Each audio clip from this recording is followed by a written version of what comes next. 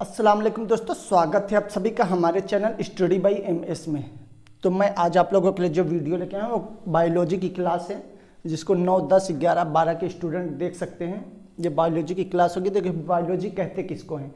सबसे पहला प्रश्न यही होता है, बायोलॉजी जीव विज्ञान, जीव विज्ञान कहा किसको जाता है। तो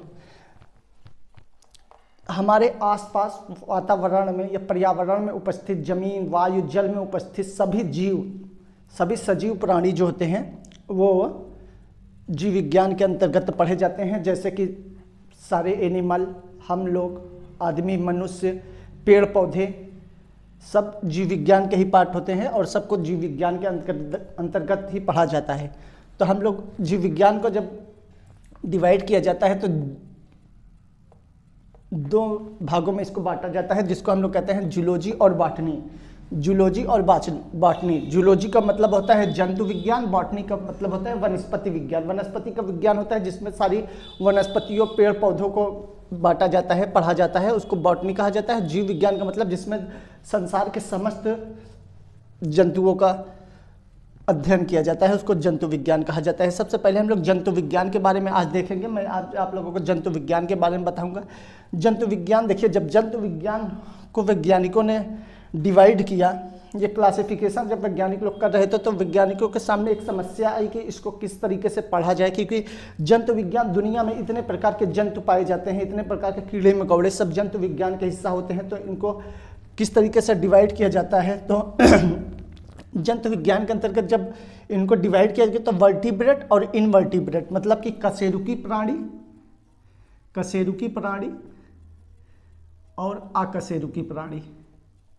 कशेरुकी प्राणी और अकशेरुकी प्राणी, मतलब अकशेरुकी प्राणी मतलब जिनमें रीढ़ की हड्डी नहीं पाई जाती, कशेरुकी प्राणी मतलब जिसमें वर्टेब्रल कॉलम मतलब रीढ़ की हड्डी पाई जाती है।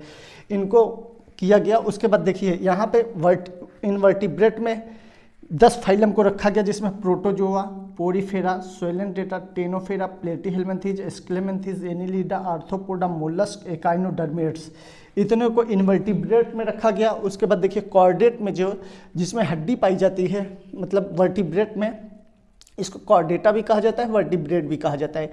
इसके क्लास जब डिवाइड किया गया तो फिशेस, संसार की सारी मछलियाँ, एम्फीबियांस, उभयचर प्राणी जैसे मेढक हो गया जो जल और जमीन दोनों में रह करते हैं, रेप्टाइल्स, रेंगने वाले जीव जैसे कि सांप हो गया, बीछी वगैरह हो गए जो लोग रेंगते हैं, बर्ड्स हो गए, बर्ड्स को एव्स में रखा गया। उड़ने वाले जितने भी जीव हैं, मतलब कि पक्षी हैं, एव्स में रखा गया। उसके बाद ममल्स मतलब संसार के ऐसे जीव जो बच्चे को जन्म देते हैं और मादा अपने बच्चे को दूध पिलाती है, उनको ममल्स कहा जाता है। तो ममल्स अलग, कॉर्डेट में ये 4-5 क्लास रखा गया और प्रोटोजोटा में फाइलम में 10 फाइलम रखे गए। अब देखिए, प्रोटोजोआ ऐसे प्राणी होते हैं जो एक कोशिकीय होते हैं, पैरासाइट के रूप में भी काम करते हैं। जैसे कि मलेरिया पैरासाइट क्या है, प्रोटोजोआ है। उसी प्रकार से पोरीफेरा स्पंज होता है, समुद्र में पाए जाते हैं। सोइलेंट्रेटा होता है, ऑरिलिया वगैरह। टेनोफेरा भी सोइलेंट्रेटा का ही पार्ट है, लेकिन इसमें ज्वलन कोशिकाएं पाई जाती हैं जो समुद्र में चलते हैं। इनके जीव तो उजाला करते हैं, रोशनी मतलब करते हैं। प्लेटीहेल्मिन्थीज का मतलब हुआ कि प्लेटीहेल्मिन्थीज और एस्क्लेमेंथीज क्या कहते हैं, ये सब परजीवी है। मनुष्यों और जानवरों के पेट में जो है ये प्लेटीहेल्मिन्थीज, एस्क्लेमेंथीज परजीवी के रूप में पाए जाते हैं। उसके बाद देखिए एनिलिडा का मतलब है कि खंड युक्त शरीर होता है, जैसे कि केचुआ हो गया, नेरीच हो गया, जोक हो गया, आप लोगों ने देखा होगा, उनकी बात होगी एनिलिडा में। यदि हम लोग आर्थ्रोपोडा की बात करें तो संसार का सबसे बड़ा संघ यही है, आर्थ्रोपोडा की हम लोग बात करते हैं तो आर्थ्रोपोडा में संसार के सारे जीव जंतु, कीड़े मकोड़े, जितने भी उड़ने वाले, जमीन, आसमान और वायु में, जल में सब पाए जाते हैं कीड़े मकोड़े। ये है टिड्डी वगैरह हो गई, ये सब आर्थ्रोपोडा के। मोलस्का में पाइला मतलब घोंगा और सीपी वगैरह आते हैं। उसके बाद इकाइनोडर्मेटर में स्टारफिश, ये सब आता है इकाइनोडर्मेट्स में। उसके बाद इसका मैंने आप लोगों को बता दिया। अब हम लोग बारी बारी से सभी फाइलम को पढ़ेंगे, आप लोग देख लीजिएगा।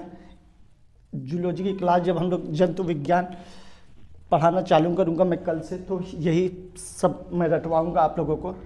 पूरा बायोलॉजी को 2 पार्टों में जूलॉजी और बॉटनी में बांटा जाता है। उसके बाद जूलॉजी को वर्टिब्रेट और इनवर्टिब्रेट में बांटा गया, तो ये सारे फाइलम निकल के आए जंतु, ये सब हुआ। उम्मीद करता हूँ ये वाली वीडियो आप लोगों को अच्छी लगी होगी। अच्छी लगी हो तो लाइक करें, शेयर करें, सब्सक्राइब करें। Thank you.